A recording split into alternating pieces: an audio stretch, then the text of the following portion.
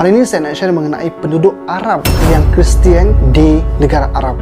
Menjadi persoalan, apakah ada orang asli ataupun orang yang memang original Arab menjadi Kristian?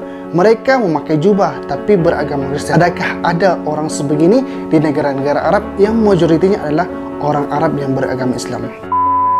Assalamualaikum warahmatullahi wabarakatuh. Yang belum subscribe, saya Hashim.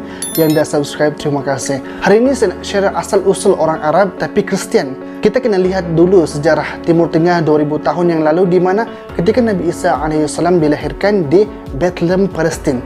Tempat ini dekat dengan Jazirah Arab, jadi mudah untuk terpengaruh dengan dakwah dakwah Kristian, khususnya ketika itu banyak anak murid Nabi Isa yang menyebarkan agama baru, iaitu agama Kristian. Sebagai contoh, negara Jordan yang negaranya majoriti umat Islam, dahulunya adalah majoriti Kristian. Sejak kedatangan Islam, sekarang majoritinya semuanya Islam. Tapi ada lagi sebahagian daripada mereka yang berada di negara Jordan adalah Kristian, tapi tidak banyak. Untuk pengetahuan semua, agama Kristian masuk di Jazirah Arab ni pada abad kedua Masihi, dengan maksud 200 tahun setelah Nabi Isa AS diangkat ke langit.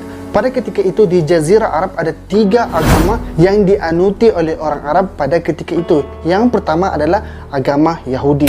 Yahudi ini dah memang ada sebelum kedatangan Islam, dan ada orang Arab juga yang beragama Yahudi. Seperti mana pada zaman Rasulullah adanya golongan Yahudi yang berada di Madinah, seperti Bani Qainuqa dan sebagainya. Agama yang kedua adalah menyembah berhala. Sebagaimana kita ketahui juga, sebelum kedatangan Islam, di sekeliling Kaabah ada berhala, dan berhala yang terbesar adalah Lata dan Uzza yang menjadi sembahan orang-orang Arab pada ketika itu. Dan agama yang ketiga yang diamalkan di Jazirah Arab ialah Kristian. Dan antara suku yang beragama Kristian ialah Bani Taqlib, Bani Rabi'ah, Bani Wa'il dan beberapa lagi suku. Selain itu juga di Madinah ada juga suku yang beragama Kristian, dan mereka suka dan betul-betul mengamalkan sehingga menggelarkan diri mereka sebagai Al-Maryamin, orang yang menyembah Maryam. Tapi agama ini tidak berkembang dengan pesat kerana ditolak oleh agama Kristian sebab bercanggah dengan Kristian sendiri.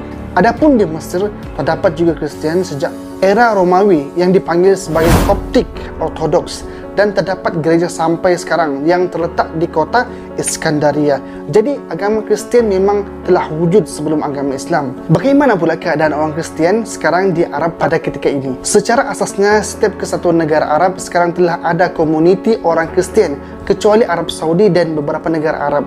Dan komuniti Arab Kristian terbesar adalah di Mesir. Mereka hidup bermuamalah dan berjiran dengan orang Islam, dan anggaran jumlah orang Arab di Mesir sekitar dalam 15 juta ataupun lebih. Dan mereka menyanyi dan mengamalkan Kristian dengan menggunakan bahasa Arab.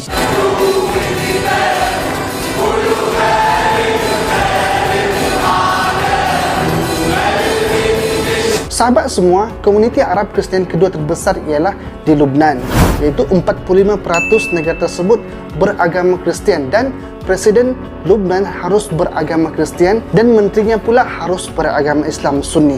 Selain itu, negara Syria dan Palestin juga banyak Arab yang Kristian.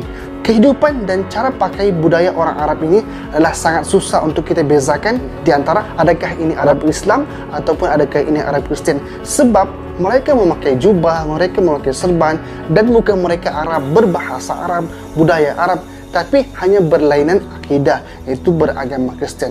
Kehidupan sehari-hari mereka memang mengikuti tradisi orang Arab, hanya berbeza daripada pengamalan agama sahaja. Termasuklah di Mesir, kebanyakan wanita Arab Kristian juga memakai tudung dan menutup aurat dengan baik, serta menggunakan kalimah Allah seperti insya-Allah, masya-Allah, subhanallah, biiznillah. Kerana perkataan ini mempunyai maksud yang umum di sana, dan mereka juga menggunakan kalimah Allah sebagai kalimah Tuhan dengan dalil yang berada di dalam Al-Quran dalam surah Al-Ankabut ayat yang ke-61.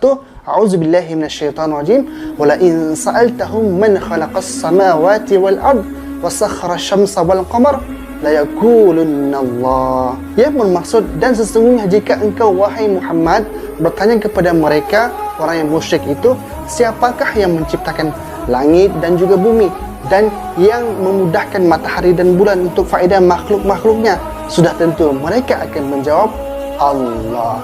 Sahabat semua, agama bukanlah pada pakaian dan wajah kita, tapi agama adalah apa yang kita imani, apa yang kita percayai dalam hati kita.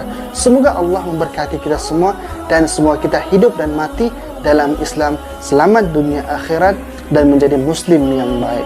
Jadi cukup sekedar itu saja. Assalamualaikum warahmatullahi wabarakatuh.